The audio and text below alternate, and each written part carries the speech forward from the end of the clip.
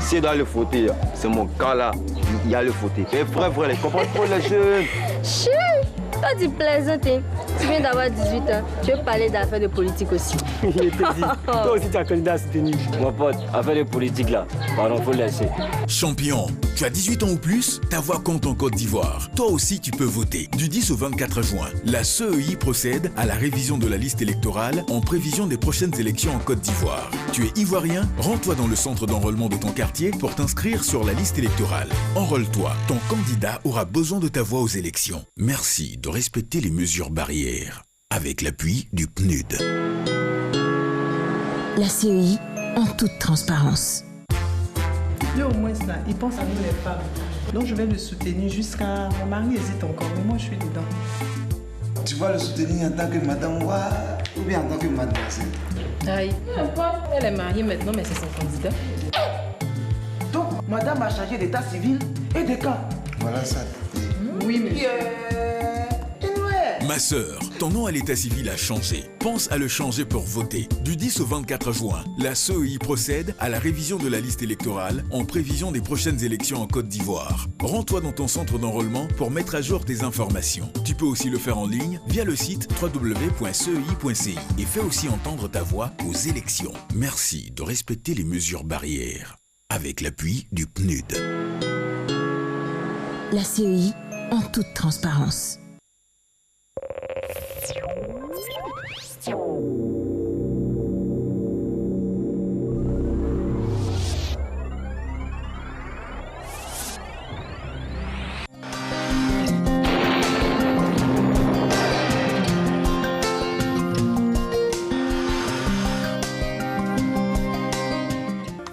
Madame, Messieurs, bonjour. La matinée sera encore sous un temps généralement nuageux, avec des pluies relativement modérées sur les régions du littoral et du sud forestier durant la période. Partout ailleurs, le temps sera généralement nuageux et progressivement ensoleillé. Les températures de la matinée afficheront 24 degrés à Abidjan et à Adiaké, 23 à Bandoukou et Boaké, 24 à Daloa et à Dimbokro, 23 degrés à Gagnoa et à Korogo, 22 à Man, 23 à Odiéné, 24 degrés à San Pedro et Sassandra, 23 à Tabou et à Yamoussoukro. Les masses nuageuses présentes sur le littoral et le sud forestier entraîneront des pluies modérées ou relativement fortes en début ou en milieu de période. Des orages isolés se signaleront en milieu ou en fin de période sur les régions de la bande centrale et du nord-ouest, avec quelques pluies localisées au cours de la période. Partout ailleurs, le ciel sera partiellement nuageux. Les valeurs de l'après-midi afficheront 28 degrés à Abidjan et à Adiaké, 32 à Bandoukou, 31 à Boaké, 33 degrés à Daloa. La ville de Dimbokro affichera 34 degrés, 32 à Gagnoa, 34 degrés à Korogo, 31 à Man, 34 à Odiéné, 29 degrés à San Pedro, 28 à Sassandra et Tabou et enfin 33 degrés à Yamoussoukro. Merci pour votre attention à ce point du temps. Nous rappelons que la saison des pluies bat son plein. Vous êtes priés de rester très vigilants. Très bon suite de programme à vous sur la RTI.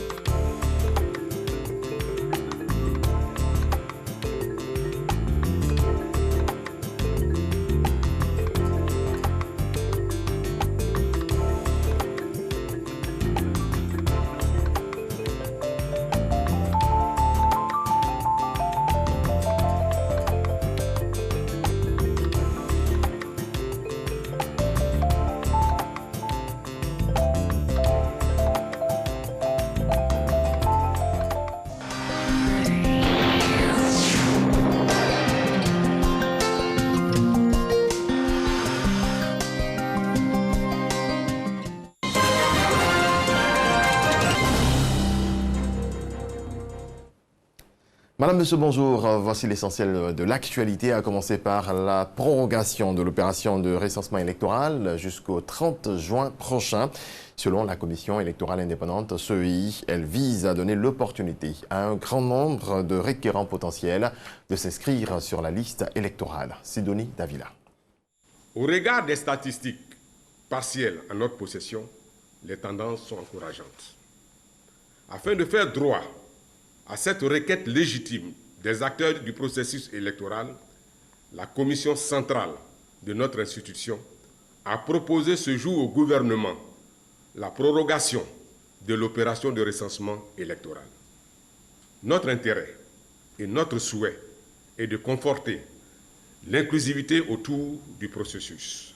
Toutefois, la CEI est tenue au respect des dispositions légales.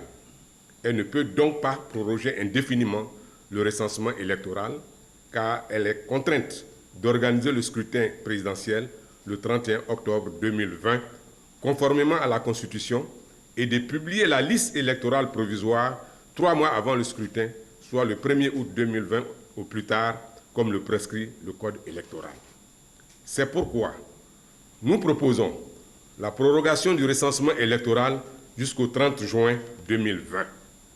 La CEI réitère son appel en vous invitant à venir nombreux vous faire enrôler. Nos équipes de recensement ont été renforcées. L'intervention du porte-parole de la CEI recueillie par Sidonie Davila.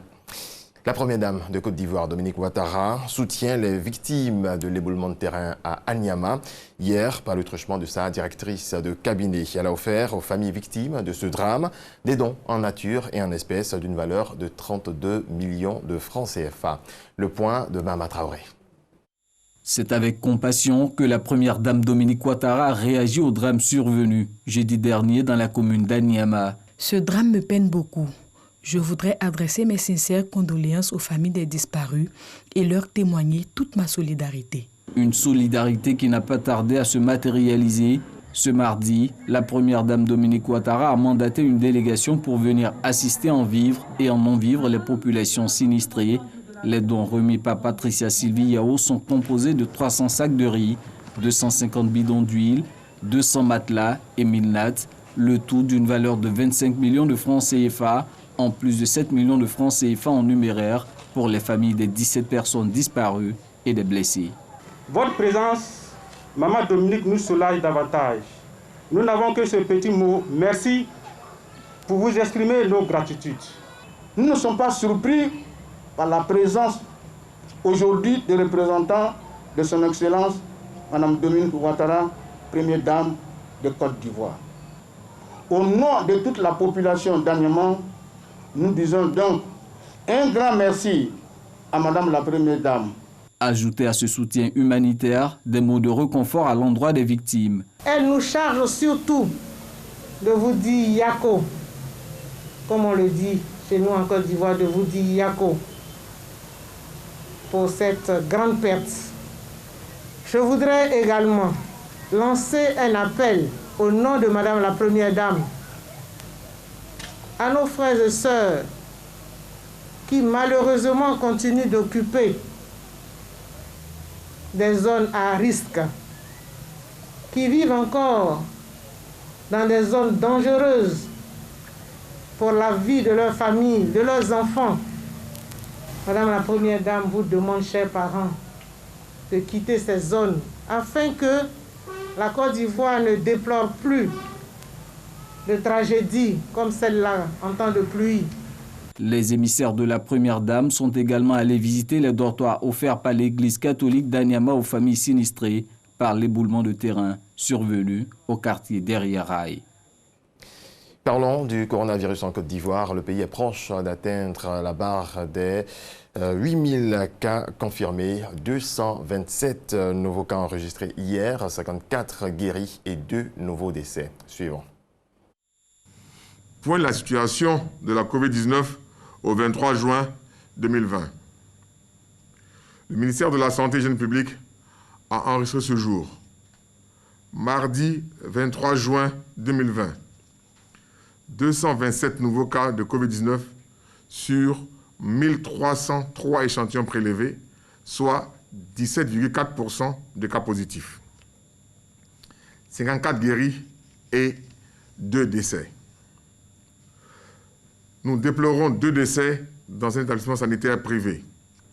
Il s'agit d'une patiente de 51 ans, obèse, diabétique et hypertendue, décédée le 21 juin, et d'une autre patiente de 66 ans, décédée le 22 juin, avec pour antécédent un lupus érythémateux disséminé. Le ministre de la Santé et de l'Hygiène publique présente ses condoléances aux familles éplorées. À la date du 23 juin 2020, la Côte d'Ivoire compte donc 7 904 cas confirmés, dont 3 182 personnes guéries, 58 décès et 4 664 cas actifs. Le nombre total d'échantillons est de 47 299. Le ministre de la Santé et de l'Hygiène publique rappelle que la pandémie n'est pas terminée. Il exhorte les populations vulnérables, notamment les personnes âgées et les personnes atteintes de maladies chroniques, à réduire leurs déplacements afin de se protéger et de préserver leur santé. Le ministre de la Santé et de l'Hygiène publique en appelle donc à la discipline et au strict respect des mesures barrières. Pour stopper la transmission, nous devons tous être responsables. Si vous toussez, avez de la fièvre, des difficultés respiratoires et une perte de goût et de l'odorat, n'hésitez pas à vous rendre dans un des centres d'accueil de dépistage Covid-19 ou appeler les numéros gratuits suivants, le 101, le 119, le 125 et le 143. Le ministre de la Santé et de l'Hygiène publique remercie et félicite tous les acteurs du système de santé pour leur engagement et leur dévouement dans la lutte contre la pandémie. Fait à Abidjan le 23 juin 2020, Dr Eugène Akawale, ministre de la Santé et de l'Hygiène publique. Ouverte lundi dernier, l'audience en appel dans l'affaire procureur de la CPI contre Laurent Gbagbo et Charles Blegoudi. L'avocat des victimes a argumenté hier que la décision de l'acquittement des juges de la majorité de la Chambre de première instance, prononcée le 15 janvier 2019, n'est pas dans les normes. Les trois juges siégeants n'étaient pas d'accord sur plusieurs points. Pour la défense, l'accusation fait un procès d'intention au juge. Voilà qui marque la fin de ce rendez-vous de l'actualité. Merci à toutes et à tous de votre attention. Alix n'est pas loin pour la suite de ce programme. Très exactement, à 1 mètre de vous pour respecter les mesures barrières.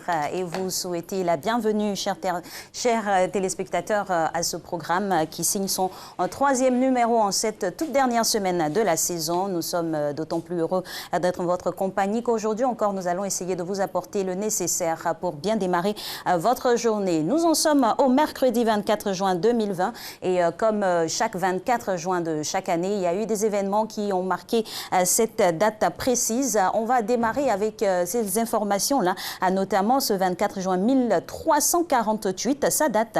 L'Angleterre qui a été touchée par la peste noire, c'est comme ça qu'ils l'ont dénommé. Pourquoi? On va le savoir, la peste noire ou mort noire est le nom donné par les historiens modernes à une pandémie de peste, principalement la peste bubonique ayant sévi au Moyen-Âge, au milieu du XIVe siècle. Cette pandémie a touché l'Eurasie, l'Afrique du Nord et l'Afrique subsaharienne très certainement. Elle n'est ni la première ni la dernière pandémie de peste, mais elle est la seule à avoir porté le nom de peste noire. En revanche, c'est la première pandémie à avoir été bien décrite par les chroniqueurs dans le temps anciens, les contemporains donc. Alors, on a d'autres informations également pour ce 24 juin. On repart pour 1859. À cette date précise, horrifié par la bataille de Solferino, un certain monsieur Henri Dunant. Ça vous dit quelque chose? Voilà, l'instigateur, créateur, fondateur de la Croix-Rouge, le 24 juin 1859, témoin de la bataille de Solferino en Lombardie. Il décide avec ses petits moyens de s'organiser et aider tous les blessés du fait de cette guerre-là, sans distinction de camp. Il décide de créer ici la Croix-Rouge pour héberger et soigner dans les établissements publics où recueillis les blessés ça et là durant cette guerre. Voilà, c'est pour dire qu'il avait la main sur le cœur. Qu'importe l'origine des belligérants, il faut simplement apporter du soin quand une personne en a besoin.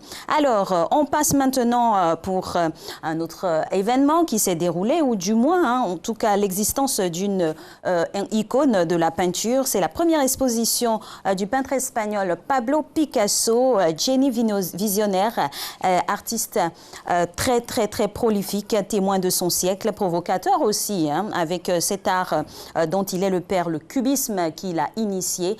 Pablo Picasso est notamment auteur de plusieurs œuvres à succès, de plusieurs toiles. électorale. On peut citer ainsi La Demoiselle d'Avignon ou la peinture de Dora Maar. Voilà, donc voilà, en tout cas, c'est un peintre qui a marqué son ère et qui a beaucoup de succès. Le succès, lui, il en a depuis sa carrière qui a démarré sur les pelouses. C'est monsieur Lionel Messi, aujourd'hui, qui célèbre un an de plus. Il est né le 24 juin 1987. Ah, je constate que c'est un cadet. Un cadet, mais avec un compte de banque en banque très différent de son aîné. 24 juin 1987, Lionel Messi, joueur footballeur argentin naquit à Rosario. Il est footballeur international. Il évolue en tant qu'attaquant au FC Barcelone. Le seul footballeur sextuplé à Ballon d'Or et Soulier d'Or européen. Messi est considéré comme l'un des meilleurs footballeurs de l'histoire. Joueur créatif, complet. Il est le buteur prolifique, détenteur de nombreux records. Il est aussi sextuplé vainqueur du trophée Pichichi, initié depuis 1928 du nom de monsieur Bilbao Rafaelo, surnommé le Pichichi, aussi virtuose du ballon rond, à qui voilà, on rend hommage également. Il est auteur de 700 buts, c'est pas rien. Et puis, il y a toujours ces rivalités là entre les plus grands, Messi, Ronaldo, Mbappé, il ne faut pas l'oublier parce que c'est la pépite montante. Et voilà. À côté de lui, on a une autre célébration. Celle-là, elle nous vient, on reste toujours en Europe, mais de côté de la France avec monsieur Jonathan Lambert. Il est humoriste français. Il est né un 24 juin 1973 à Paris, dans le 16e, s'il vous plaît. C'est un humoriste animateur de radio, animateur télévision et acteur français. Voilà. Voilà pour ces informations du jour et pour ce qui va nous intéresser sur le conducteur de la suite. Vous savez, la vie, on le dit, hein, c'est la chose la plus belle, mais cette vie-là, c'est pas un long fleuve tranquille qui coule. Des fois, durant cette existence, on est confronté à des événements qui nous marquent et influencent la suite du cours de notre vie. Elle peut, dans le meilleur des cas, nous apporter quelque chose de bien, des boosters, mais dans d'autres cas moins reluisants, cela nous impacte négativement et crée des séquelles qui nous handicapent fortement. On les dénomme comme étant des blessures intérieures. Aujourd'hui, ce sera au coach Zabi, docteur Zabi, de pouvoir les penser, les soigner. On va se soumettre tous à une véritable thérapie en sa compagnie pour essayer de guérir les blessures intérieures et notamment celles faites par l'injustice et la trahison. Vous aurez droit également à un témoignage d'une personne qui vit malheureusement ces difficultés-là, qui viendra sur ce plateau nous expliquer comment elle s'en sort, comment déjà elle vit cette situation et comment elle réussit à s'en sortir. Ce sera une thérapie généralisée pour tous, car hélas, pas mal de personnes se voient touchées par les blessures intérieures. Nous, on ne veut pas vous blesser, on vous apporte simplement le sourire. Si la portion nécessaire de débauche d'énergie pour démarrer la journée, toujours dans votre matinale. C'est vrai qu'on va terminer, mais il faut garder les bonnes habitudes, notamment celles qui sont dictées par le gouvernement face à la pandémie à coronavirus. Respecter toujours la distanciation sociale et aussi les mesures barrières pour se prémunir d'une contamination éventuelle avec cette propagation de la maladie qui fait rage en ce moment. Lui, il a toujours le sourire. J'ai le papier, c'est l'information papier qui va maintenant intervenir dans la revue de presse de M. Renaud Kobia.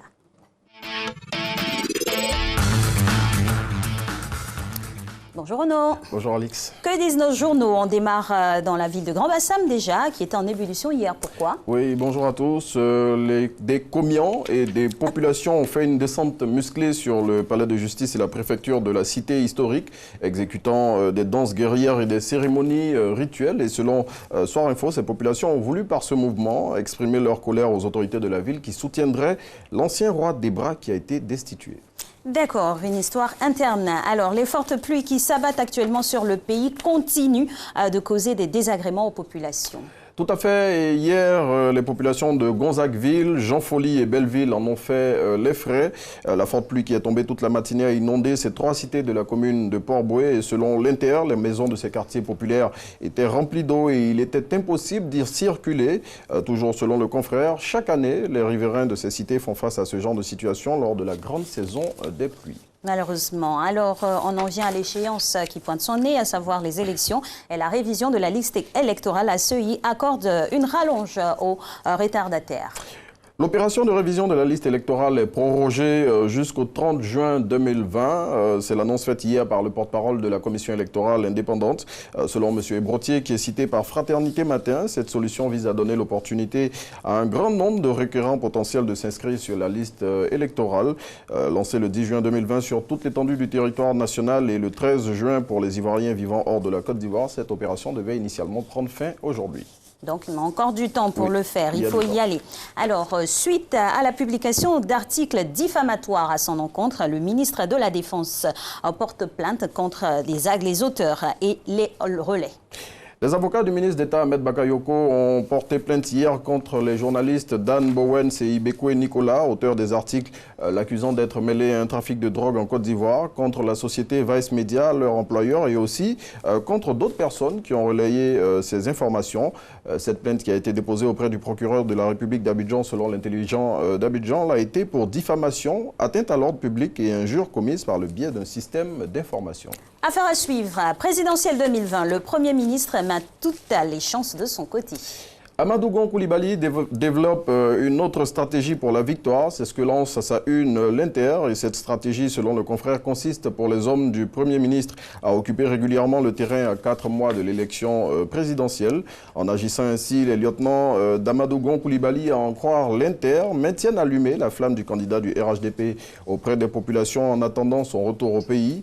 Pour rappel, le Premier ministre est en France pour un contrôle médical depuis le 3 mai 2020. Très exactement. La candidature de l'ancien président Henri Konan Bédié a été déposée hier.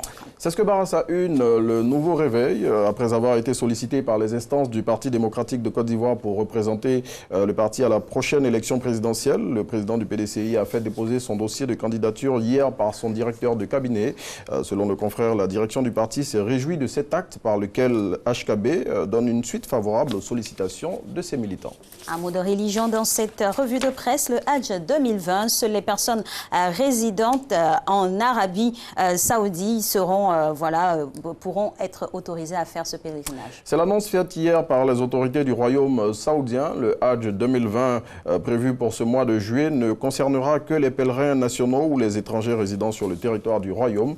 Cette décision, selon les autorités du pays, est motivée par la pandémie de coronavirus. Oui, et cette pandémie qui a empiété sur bon nombre d'événements. On lutte contre toujours le coronavirus. Attention au gel hydroalcoolique à prescription. Oui, c'est la mise en garde que font des dermatologues espagnols. Selon ces spécialistes, ces solutions hygiéniques composées à 70% d'alcool assèchent la peau et l'exposent aux brûlures lorsqu'elle est soumise au soleil. Ainsi, ils recommandent le lavage des mains à l'eau et au savon parce que, tout le monde le sait, cette mesure ne présente aucun risque pour notre épiderme. Voilà, donc il faut plus privilégier le lavage de la main à l'eau et de savon, d'autant plus que franchement c'est la méthode la plus idoine pour et être... elle est accessible à tout le monde. Pour être propre. Voilà, merci à vous Renaud Kobia, Alex. Et puis belle journée à vous, on se voit... Belle journée vendredi. Pour la dernière. Et ouais, pour la dernière. Ouais. Alors, on en a encore à passer avec vous, ne vous inquiétez pas, on démarre à peine cette émission qui va maintenant prendre sa connotation thématique avec le docteur Joe-Frédéric Zabi aujourd'hui qui va nous donner des pistes, des voies et moyens pour pouvoir déjà identifier des blessures internes, notamment celles faites par l'injustice et la trahison.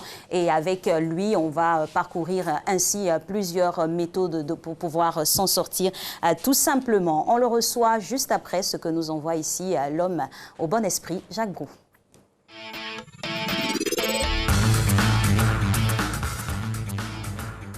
Et voilà, le docteur est installé sur le plateau de la matinale. Avec beaucoup de plaisir, on vous reçoit. Bonjour, docteur. Bonjour, Alex. Alors, on parle aujourd'hui de guérison. Ça fait déjà plaisir parce qu'on sait qu'on va sortir de quelque chose de difficile. La guérison des blessures intérieures. Déjà, on a essayé de déceler l'injustice et la trahison. Comment se fait le masque déjà de l'injustice? Le masque de l'injustice se présente sous la forme rigide, en fait. Celui qui se sent victime d'injustice est très rigide dans sa façon de se tenir. Il ne bouge pas beaucoup des lignes. Il est intolérant avec les gens et il n'admet pas beaucoup de fantaisie. C'est quelqu'un qui est assez radical sur les bords, en général. C'est ce qu'on peut dire. D'accord. Alors, coach, comment asseoir même le contexte de l'injustice? Comment quelqu'un peut se dire que je suis victime d'injustice? Ça découle de quel fait? Il y a plusieurs événements de la vie de quelqu'un qui peuvent l'emmener, par exemple, à ressentir une sorte d'injustice. Ça peut être, prenons au plan professionnel, au plan familial, au plan social, etc. Au plan professionnel, par exemple, quelqu'un peut se sentir, quelqu'un peut savoir, il peut se savoir compétent pour beaucoup de choses et puis il peut être victime, par exemple, de non-promotion et tout. Et pendant que lui, qui est par exemple très diplômé, qui a beaucoup d'expérience, beaucoup d'ancienneté, est toujours dans la même position. Il y a des plus jeunes, par exemple, en termes d'ancienneté, il y a des moins diplômés que lui, par exemple, qui sont promus à des postes parce que peut-être ils auraient des accointances avec ceux qui nomment, etc., etc. Donc ça, par exemple, ça peut créer un sentiment de frustration lié à l'injustice ici. Donc voilà, comment est-ce que l'injustice peut naître par exemple dans le milieu professionnel. Et quand ça naît là, ça affecte toute la vie. La vie familiale, la vie sociale, la vie à tous les niveaux. Et donc ça c'est au niveau professionnel. On peut vivre l'injustice au niveau de la famille aussi par exemple. Oui. Il y a des situations qui peuvent se présenter où on a le sentiment d'être brimé ou alors on a le sentiment d'être lésé par rapport à d'autres personnes. Par exemple, quand on se retrouve entre frères dans la fratrie, quelqu'un peut par exemple penser qu'il a des droits auxquels il n'arrive pas à accéder. Et ces droits-là sont, par exemple, concédés par exemple, à plus jeunes ou bien alors à moins méritants, etc. Donc, en général, il y a toujours ce sentiment-là qui naît du fait qu'on a droit à quelque chose qu'on n'a pas. C'est toujours ça. Quel que soit le lieu où on se trouve, on se dit, j'ai droit à une chose, et puis finalement, cette chose qu'on s'est dit avoir droit à, on ne l'a pas. Et donc, ça crée forcément des frustrations liées à l'injustice. Et pour pouvoir faire la distinction, hein, par exemple, dans un autre cas où quelqu'un serait victime de propos diffamatoires, ça crée aussi un sentiment d'injustice. Absolument. Ou au cœur de témoignages mensongers, de quiproquos. Exactement. Ça peut. Parce que le fait est que, par exemple, si c'est par exemple des propos mensongers, on sait qu'on n'a pas dit quelque chose et quelqu'un nous accuse de l'avoir dit et ça nous porte préjudice quelque part. C'est le préjudice qu'on ressent qui fait que le sentiment d'injustice naît. Et ça fait qu'on est inconfortable avec soi-même et on est amer avec les autres. Ah justement, comment se déclinent les comportements de quelqu'un qui est victime d'injustice? En général, il a tendance à accuser tout le monde, en fait. Il accuse tellement les gens. Il a été accusé, donc il accuse, ou il a été au cœur de l'injustice? Absolument. Donc, le fait d'avoir été accusé, ou alors le fait d'avoir été brimé, ou alors le fait d'avoir été frustré, ça l'amène à adopter la même posture sans le savoir. C'est pas qu'il a envie de frustrer, ou alors de brimer, mais lui aussi, il se met à brimer, à frustrer sans le savoir. Et c'est ça qui crée le problème, en fait. Parce qu'à force de le faire, à force de mettre les gens au rebut, à force de brimer les autres, etc., les autres aussi finissent par le brimer davantage. Et on est dans un vase clos. On est dans un cercle vicieux, dans un rond de jambes, d'où on ne sort pas facilement. C'est pour ça qu'il faut que les gens se rendent compte de ce que l'injustice est un sentiment qui est nocif pour la personne qui se sent victime d'injustice. C'est vrai que ça devrait, c'est nocif pour la société, mais c'est davantage nocif pour la personne elle-même. Parce qu'elle se détruit, comme toutes les autres blessures émotionnelles d'ailleurs. Ça fait, on se détruit soi-même. Parce qu'à force de penser qu'on est victime d'injustice, il y a des initiatives qu'on ne prend plus. Parce qu'on se sent dévalorisé. On se dit, par exemple, je suis à tel poste, les moins méritants que moi sont promus, moi je suis toujours au même niveau, ça ne sert à rien de me bonifier, oh c'est fini pour moi et tout. Et on reste dans cette posture-là et on n'avance pas en fait. Mais qui est le plus perdant? C'est soi-même. Voilà. Et donc c'est d'adopter de nouvelles postures. Vous savez, la guérison en matière de blessures émotionnelles, c'est une question de fréquence. C'est-à-dire qu'il faut être sur une nouvelle fréquence. On avait été sur la fréquence, par exemple, de l'injustice, de l'échec, etc. Maintenant, il faut qu'on se reprogramme. C'est en cela qu'en matière de psychologie, on parlait de programmation neurolinguistique. Oui, les PNL. Il faut qu'on se reprogramme le cerveau. Je suis victime d'injustice à mon boulot. Par exemple, les gens ne me promeuvent pas ben, moi, je peux créer une entreprise où je me promouvoir moi-même. Et tout ça, ce sont des pistes de solutions qu'on va explorer, de se protéger, de protéger les autres à travers les mesures barrières. Nous le savons tous, se laver régulièrement les mains à l'eau et au savon, ce qui est préconisé au travers de l'information que vient de nous donner Renaud Kobia. Respecter la distanciation d'1 mètre, comme c'est le cas depuis le démarrage de cette pandémie et qui nous a imposé aussi d'appliquer ces mesures-là sur notre plateau. Donc, il faut faire très, très attention. Et puis, quand on observe une perte d'odorat ou de goût, de la fièvre et de la toux, il faut tout simplement appeler les numéros indiqués pour pouvoir se faire prendre en charge.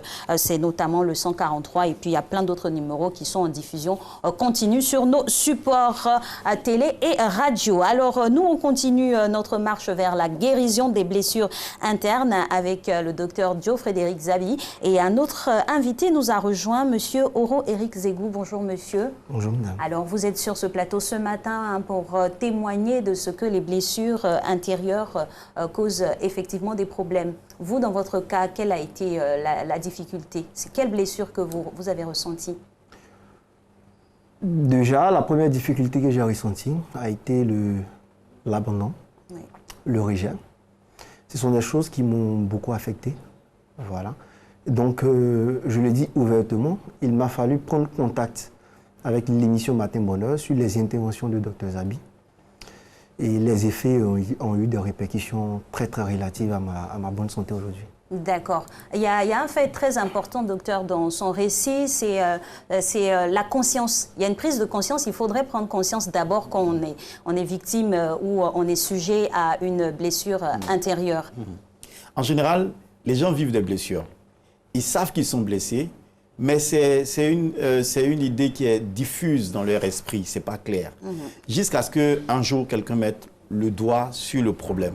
Et on se dit, waouh, là, ça y est, je pense qu'on peut amorcer le processus. D'accord. Et dans votre cas, M. Zegou, comment cela s'est opéré? C'est lors d'un passage du docteur Zabi ou vous-même, dans votre vie de tous les jours, vous avez constaté qu'il y a quelque chose qui n'allait pas? Oui, bien entendu, il y a des indicateurs. Moi, je pense que c'est au niveau des indicateurs que je m'en suis rendu compte. Quels ont été les indicateurs? D'accord. Je vais d'abord expliquer d'où la douleur est venue, si possible. L'origine. Voilà, l'origine. Voilà. Déjà très jeune, je vivais avec papa et maman, comme on le dit. C'était très affectueux. Et à l'âge de 10 ans, je crois, une fois revenu de l'école, papa était parti. C'est la personne que j'admirais le plus. Et j'ai eu le sentiment tout au long du reste de ma vie qu'il ne m'avait pas aimé, je vais le dire ainsi. Parce qu'il était avec une autre famille, avec d'autres enfants. Donc déjà, ce problème-là faisait un blocage dans mon esprit. La personne que j'aimais le plus m'avait quitté. C'est comme ça que Du coup, moi, je n'avais pas confiance.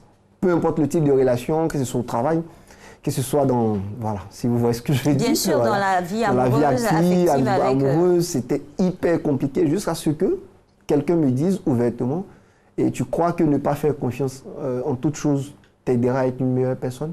Vous voyez, dès qu'on vous lance ceci au visage, vous êtes obligé de prendre conscience qu'il y a un problème à votre niveau. Si c'était au niveau d'une personne, ce serait bien, mais c'était dans tous les compartiments de ma vie. Et ça a été comme ça pendant longtemps. Donc, il y a eu la source du problème du rejet de l'abandon avec le départ du père. Et il y a eu également le déclic de la prise de conscience par cette personne qui vous a interpellé sur votre manière de ne pas faire confiance. Alors, docteur, dans ce cas précis, on va dire que bien heureusement, il y a quelqu'un qui a mis le doigt là-dessus. Mais quand on ne sait pas, on ne prend pas conscience, qu'est-ce qu'on vit, qu'est-ce qu'on encourt? Quand on ne prend pas conscience, on pourrit l'ambiance autour de soi. Par exemple, comme il a dit, il n'a pas confiance dans les gens. S'il s'est dit, peut-être qu'à tout moment, on peut me lâcher comme mon père m'a lâché à un moment donné. Donc là, il peut commencer une relation, être très sérieux et sincère dans la relation, mais ça ne va pas aller jusqu'au bout parce qu'il n'a pas confiance. Et à force de ne pas avoir confiance, celui qui est en face, il s'est dit, mais attends, parce qu'il voit que vous n'avez pas confiance. Et la personne ne voit aucune raison. Donc la personne s'est dit, j'aurais beau faire les choses comme il veut, il n'est jamais satisfait de rien, ça ne vaut pas la peine. Et puis la personne peut décider de mettre fin à la relation, ou bien c'est lui aussi qui peut décider de mettre fin à la relation. En gros, quelle que soit la blessure, je l'ai toujours dit, c'est à nous que ça nuit en premier. Parce que ça pourrit tout autour de nous. Ça pourrit tout dans notre vie. C'est comme de l'acide qu'on dépose quelque part. Dès que l'acide est déposé sur une matière, elle est corrosive. Pardon, il est corrosif. Il commence à détruire ce sur quoi il est posé. C'est pareil que la blessure. D'accord. Alors, M. Zegou, le docteur a vraiment exposé sur les conséquences. Et vous, de votre expérience, quelles ont été les conséquences que vous avez subies ou vous avez vécues? Ou faire subir aussi aux autres, hein? Déjà, j'ai fait souffrir beaucoup de personnes dans mon entourage. De quelle manière? Vous n'avez pas strangulé quelqu'un? Non, Dieu merci. pas jusque-là. Je prends un cas très précis. Déjà, dans les rapports de travail. Vous savez, quand vous êtes responsable dans une entreprise, vous avez besoin d'avoir confiance en votre équipe qui, elle aussi, a confiance en vous. Lorsqu'une équipe se démène, se débat pour vous apporter des résultats que vous attendez, et que pour un seul détail, vous arrivez à les mettre dehors ou à leur tourner le dos, juste parce que vous estimez que, quoi qu'il en soit, c'est des personnes qui peuvent vous lâcher du jour au lendemain, ça détruit le relationnel. Et ces mêmes personnes-là, quand elles se retrouvent dans d'autres situations, elles sont quand même obligées de dire à mon entourage, non, celui-là, ça ne sert à rien de bosser avec lui, parce que c'est ci, parce que celui-là. On se taille une mauvaise réputation finalement. Sincèrement, ça a joué beaucoup sur les qualités, non seulement de mon travail, des résultats que je devais apporter. Et c'est pareil, même dans les relations amoureuses que j'ai eues. Je reconnais en avoir perdu 3, quand même, hein, où j'étais vraiment accroché à ces personnes. Mais peu importe l'effort que ces personnes-là faisaient, à un moment donné, il y avait un déclic. Il y avait un truc qui faisait que, voilà, je ne peux pas me surpasser. Et pendant ce déroulé-là, est-ce que vous en aviez conscience que vous étiez à la base de ces échecs? C'était difficile de prendre conscience. En général, c'est lorsqu'il y a échec. On est dans le déni? Je ne dirais pas le déni, mais je dirais plutôt on est dans l'inconscience totale du comportement à l'instant T. Mais lorsque la conséquence est lourde, qu'elle a des répercussions sur vous, parce qu'en tant qu'être humain, le rapprochement avec d'autres personnes vous permet en fait d'avoir certains types de sentiments, un certain équilibre. Quand vous perdez ces personnes et qu'après vous vous rendez compte que ce sont les mêmes reproches, à chaque fois, forcément ça coince. Vous avez mal. Vous perdez en relation, vous perdez des personnes que vous aurez pu garder, vous perdez des personnes qui ont fait plein d'efforts pour vous, vous perdez tellement de choses. Voilà, même dans le travail, c'est ce que j'ai dit, c'est compliqué. Des gens refusent même de travailler avec vous, simplement parce qu'elles se disent que ça ne sert à rien de me fatiguer sur tel projet avec un tel responsable, c'est compliqué. Et docteur, on revient toujours à cette donnée-là qui est le cercle vicieux. Finalement, on reproduit le modèle auquel on voulait se soustraire ou le modèle qui nous a rendus victimes. Parce qu'on blesse les autres et on les rejette. Exactement, exactement. C'est pour ça qu'il faut que chacun le sache. Nous tous, autant que nous sommes, nous avons été blessés quelque part. Il faut pouvoir marquer une pause. Il faut pouvoir s'analyser. Qu'est-ce qui m'empêche d'avancer? Il faut pouvoir faire la lumière sur ces choses-là.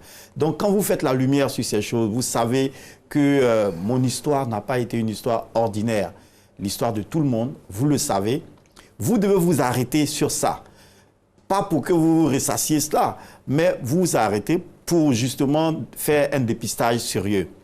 Dans son cas précis, mon père, il est parti. Qu'est-ce qui m'a fait mal, véritablement? Qu'est-ce qui m'a fait mal? Il faut qu'il réfléchisse, qu'il aille au fond de lui-même pour voir le détail précis qui, dans leur relation avec son père, lui a fait mal. Et puis, deuxièmement, il faut qu'il aille au pardon. C'est-à-dire qu'il faut qu'il se débrouille pour trouver des excuses à son père. Même si ce n'est pas un exercice facile. J'allais vous le demander, parce que ce n'est pas un exercice facile, ce n'est pas de son fait. En plus, quand on est en face de la personne responsable qui est censée nous aider, nous orienter, qui nous lâche comme ça, d'une certaine manière, comment trouver les ressources pour excuser la faute de l'autre? D'abord, il faut mesurer l'enjeu. Pourquoi est-ce que je dois l'excuser? Parce qu'en ne l'excusant pas, je me fais mal. Et comme je n'ai pas envie de me faire mal, je suis obligé de lui trouver des excuses. C'est la meilleure façon pour moi de pouvoir guérir d'une blessure. C'est pas se mentir à soi-même. Non, pas se mentir à soi-même. C'est un exercice qu'on a appris à faire depuis le lycée. Par exemple, on nous donne un sujet et puis nous, on fait l'effort de nous mettre à la place de l'auteur pour trouver des arguments qui auraient pu le pousser, par exemple, à défendre une thèse. C'est le même exercice. Mon père m'a abandonné. ce n'est pas quelque chose que moi je serais prêt à faire, ça c'est clair. Ce n'est pas quelque chose qui est bien parce que chaque enfant a besoin de son père, c'est vrai. Il est condamnable, c'est vrai. Il y a des arguments qui peuvent pousser à ce qu'on le mette à la croix, c'est vrai. Mais je me dis, ok, comme j'ai besoin de guérir, il faut que je lui trouve des excuses. Pas que j'aille forcément vers lui pour qu'il lui me donne ses excuses, parce qu'il peut ne jamais le faire. Et si j'attends ça, je risque d'être déçu. Donc je peux me mettre dans sa peau. Si j'avais été le père d'un enfant que j'ai dû laisser peut-être à 5 ans, 6 ans, et puis je suis parti, qu'est-ce qui aurait pu justifier ça? Peut-être que je n'avais pas assez de moyens et je n'avais pas assez d'écran pour pouvoir affronter la difficulté financière et matérielle dans laquelle j'étais. Je ne pouvais pas assumer, etc. Donc ça peut peut-être être un justificatif, quand bien même ça ne l'est pas. Ça peut être un justificatif. Donc moi, le fils, je me mets ça dans la tête. Je me dis, bon ben, certainement peut-être qu'il a dû être dans un certain inconfort matériel et financier à un moment de sa vie. Peut-être que les circonstances de sa vie à lui n'ont pas permis qu'il soit avec nous. Peut-être que sa relation avec notre mère n'a pas pu être beau fixe au point que, c'est-à-dire, vous lui trouvez des excuses. Et c'est en lui trouvant ces excuses-là que vous pourrez facilement lui pardonner. Alors, M. Zegou, aujourd'hui, où en êtes-vous concrètement vis-à-vis de ces difficultés-là? Heureusement, vous en avez pris conscience. Vous êtes aussi apprêté pour pouvoir en sortir. Quel est l'état des lieux actuel? Je me sens bien. Je me suis réconcilié avec mon père parce que d'abord, je lui ai trouvé des excuses. Ensuite, il s'est rapproché. L'an dernier, parce qu'il vit à l'intérieur, donc l'an dernier, je l'ai fait venir à Abidjan, à Assini, lui et ma mère. Et puis j'ai profité du temps comme si j'étais un enfant. On a passé 2 semaines, 2 bonnes semaines, quelque part sur une plage. C'était bien, ça m'a permis de puiser. Mais ce n'était pas suffisant parce que les blessures étaient encore là. Je n'avais pas encore conscience des explications du docteur jusqu'à ce que je puisse écouter réellement jusqu'à quel point ça m'avait touché.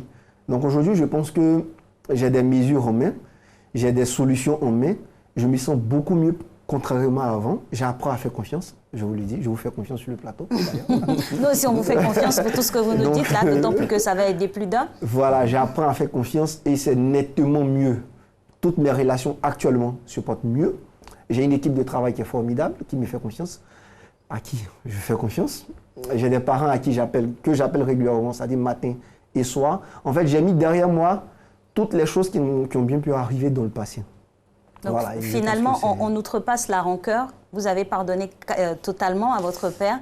Déjà, il y a forcément des choses... Des résidus. Voilà, des résidus qui vous rappellent souvent. Mais chaque fois qu'il y a un pic, en tout cas, j'essaie d'aller au-delà. Voilà. Quand on s'appelle, ça va, oui, ça va. Il s'excuse, hein, je le dis. Hein. Il me le rappelle chaque fois. Hein, parce qu'il a fait des efforts. Je pense que ça m'a beaucoup aidé. Dernièrement, j'ai été en contact avec lui.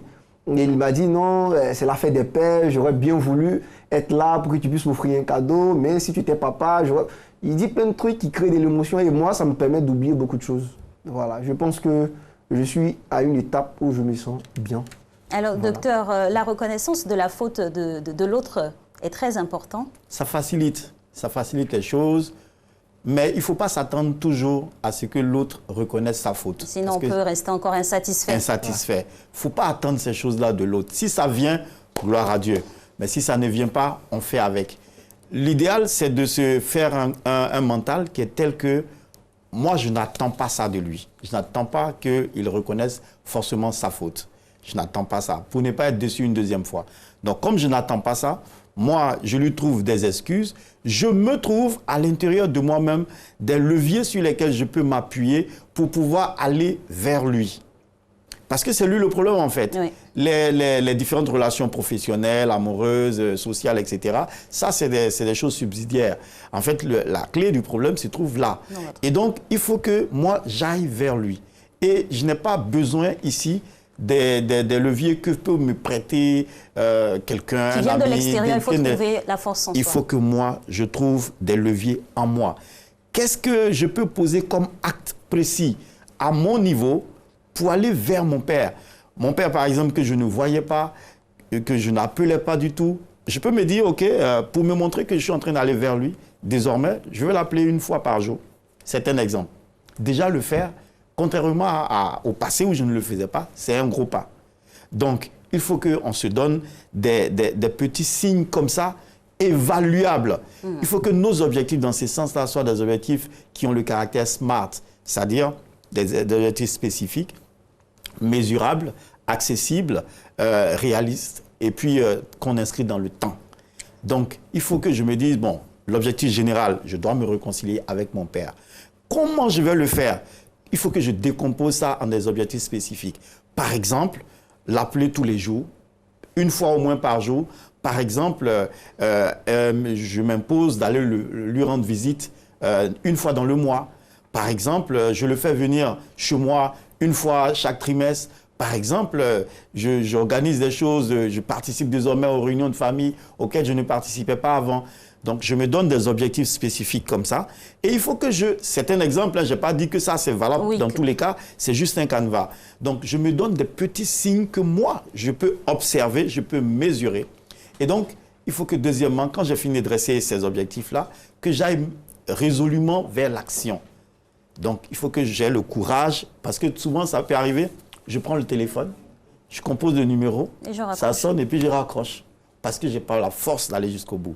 Donc, il faut qu'on se donne cette force-là d'aller jusqu'au bout. Et faire sur ce parcours SMART d'objectifs, il faut aussi déceler le postulat et surtout les profils des uns et des autres.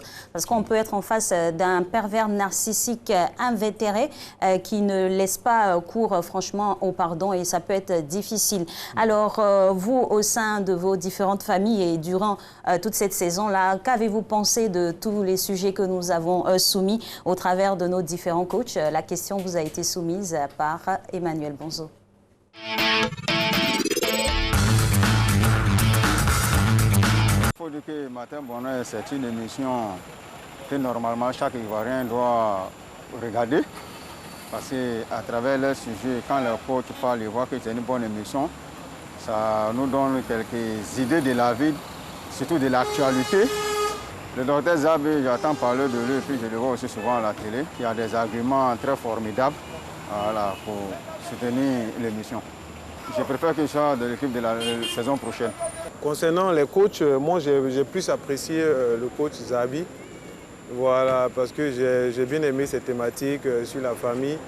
Voilà, c'est lui que moi j'apprécie le plus, le coach Zabi. À mon humble avis, oui, on peut le relancer.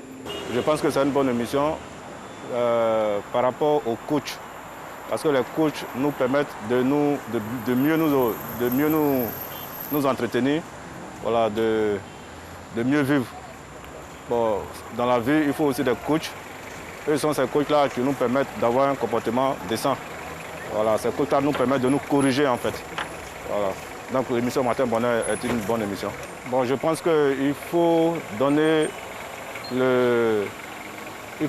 la parole à tout un chacun de pouvoir mieux s'exprimer sur tous les domaines d'activité. Voilà, il ne faudrait pas que ça soit concentré sur un seul domaine ou bien deux domaines. Il faut diversifier un peu les domaines. Et voilà, c'était votre avis quant au sujet de famille distillé ici pour la matinale. Docteur Zabi, vous êtes plébiscité par nos différents téléspectateurs et c'est d'autant plus vrai que nous apprécions aussi également le travail que vous faites. On va jouer les mercatos pour tout le monde pour la saison prochaine.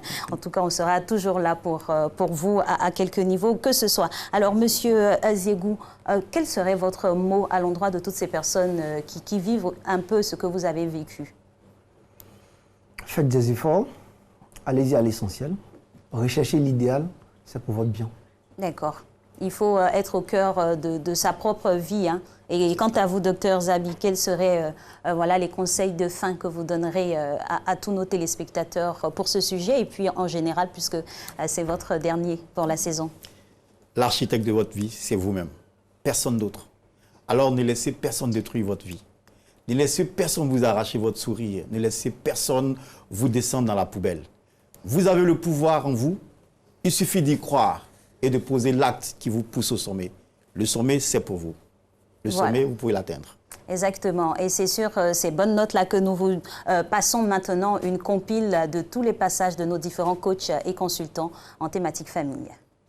Aujourd'hui, c'est bon, on peut parler de protection de l'enfant parce que l'État a pris des dispositions. Ces dispositions visent à mettre en place un cadre législatif qui est favorable à la protection de l'enfant. évoluant, l'État a permis donc à des enfants de pouvoir s'exprimer. Aujourd'hui en Côte d'Ivoire, nous avons un Parlement des enfants qui est en train de se restructurer en ce moment. L'État a mis en place des politiques de protection de l'enfant et a disposé bien de structures dans différents ministères. Ce qui fait que la protection de l'enfant n'est pas l'affaire d'un seul ministère, mais c'est plusieurs entités qui se mettent ensemble et on arrive à encadrer tous les besoins en matière de protection de l'enfant au jour d'aujourd'hui en Côte d'Ivoire. Saviez-vous qu'une fille sur 3 et un garçon sur 5 seront abusés avant l'âge de 18 ans? Un agresseur sur 4 est un adolescent de moins de 18 ans. Et un enfant sur 2 se fait agresser par un membre de sa famille. Et dans 90% des cas, les enfants connaissent les agresseurs.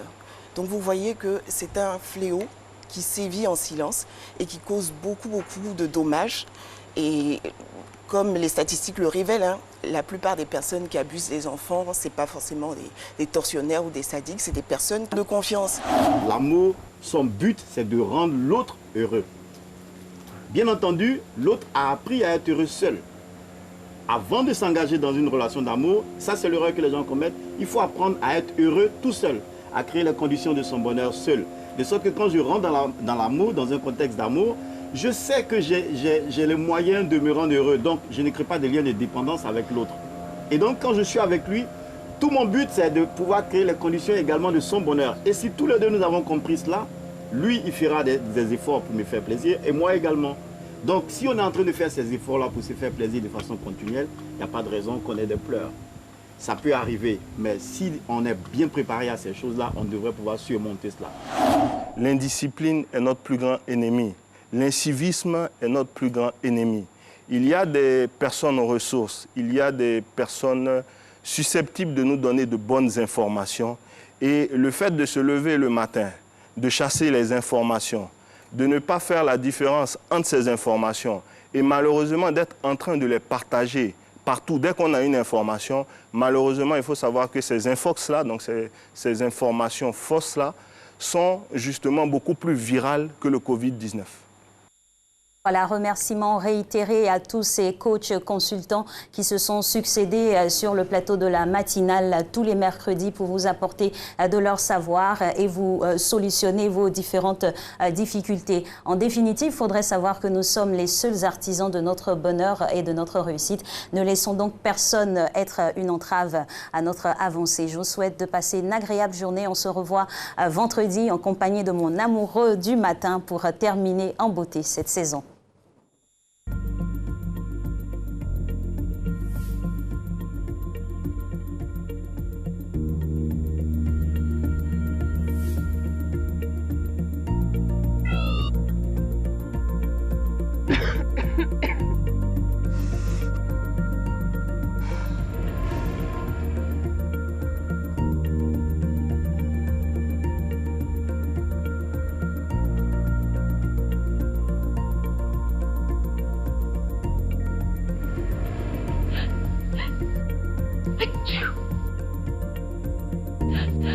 Hey!